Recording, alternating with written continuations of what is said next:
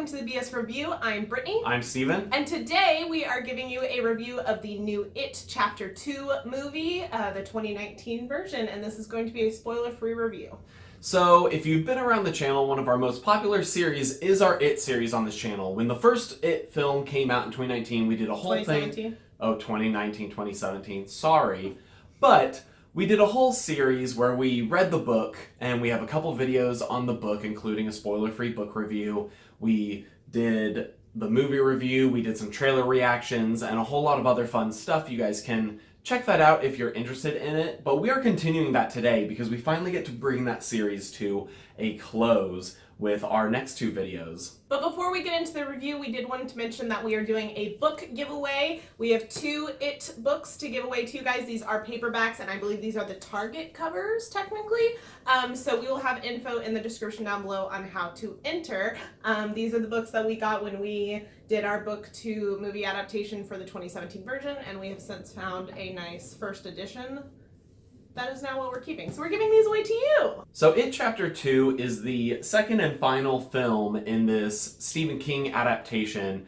And this is the finishing out of Stephen King's epic It story that we follow the same losers club as adults. They have to come back and defeat the entity known as It for the final time. So as previously discussed, this is a spoiler-free review, but we still wanted to talk about how we felt about the plot without giving you plot-specific details. I overall really enjoyed the plot. I think that they fit a lot into this 2, almost 3-hour movie, but I personally felt like it flowed quite well and it made sense throughout without getting too sloggy in the middle, which tends to be a problem with Stephen King stories.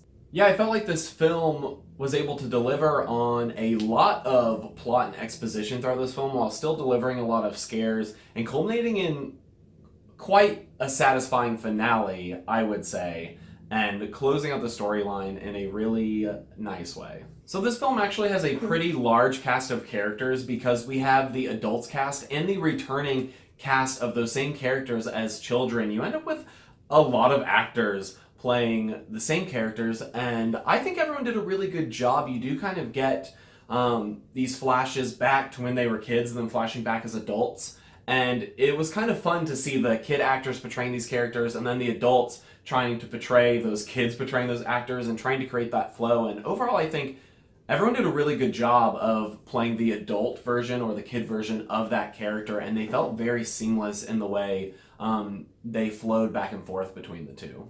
With that being said, we do have a few standouts that we wanted to discuss, starting with Bill Hader as Richie Tozer. I personally think that he was probably the most standout performance in this film. Bill Hader is just a gem, and he played Richie to a freaking T. It was like the most perfect casting I've seen as a child to adult actor transference, and he just brought so much gravity to the role and so much like humor, but still like having a lot of that trauma represented as an adult and the reverberations of that. It was just a very well done performance.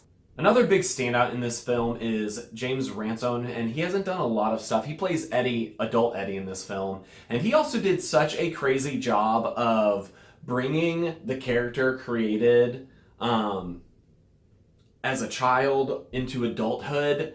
It's like match for match. In fact, there's even one scene where standing at the pharmacy counter, I don't think this is spoilery, they just literally fade from the child version into him, and it just fits so well and flows that I think he hasn't done a whole lot of stuff around Hollywood, and he was a big standout in this film. And of course, we have to discuss Bill Skarsgård as Pennywise. He knocked it out of the park in the first film, in our opinion.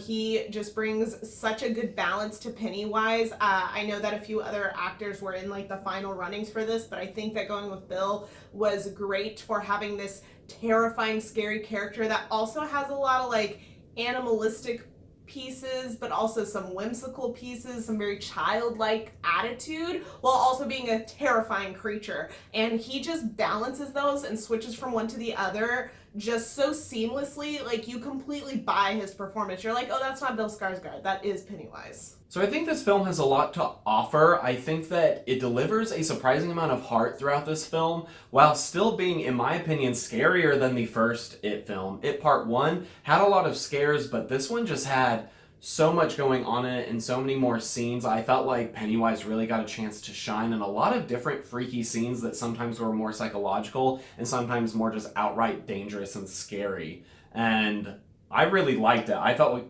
I was constantly like vacillating between being like freaked out and then having like really good character interactions and fun at the same time. Now, something going into this film that I know a lot of people are hesitant about was the 2 hours and 50-minute runtime. Now, if you're considering the huge source material, it makes sense to have a long runtime. The first part of the book, or the first movie, really only follows a portion. I mean, it's a big portion, but this second movie covers so much more of the original story, and I think that they packed everything that they could and decided to into this 2 hours and 50 minutes very well. I personally did not feel like it was too long while we were watching. I wasn't like checking my watch or like waiting for, the last 30 minutes to end because it felt too long. I think that it was very well paced and I wasn't bored or tired of watching it at any point. Yeah, it's one of those things where they could have cut just a little bit of fluff from the film to trim it down, but those scenes aren't necessarily superfluous. They do add to, the vibe of the story. They add interesting information or details that, they could have cut, but I'm glad that they didn't.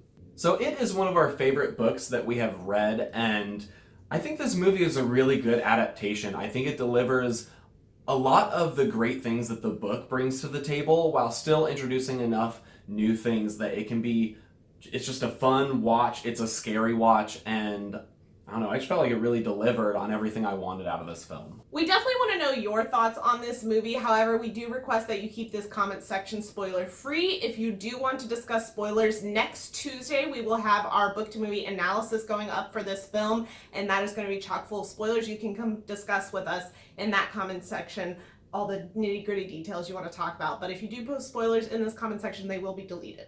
Don't forget to join our giveaway so you have a chance at winning one of those 2 It novels. And make sure you like and subscribe. It always helps us out, and we have a lot of exciting content on the way, and we will see you guys on our next video.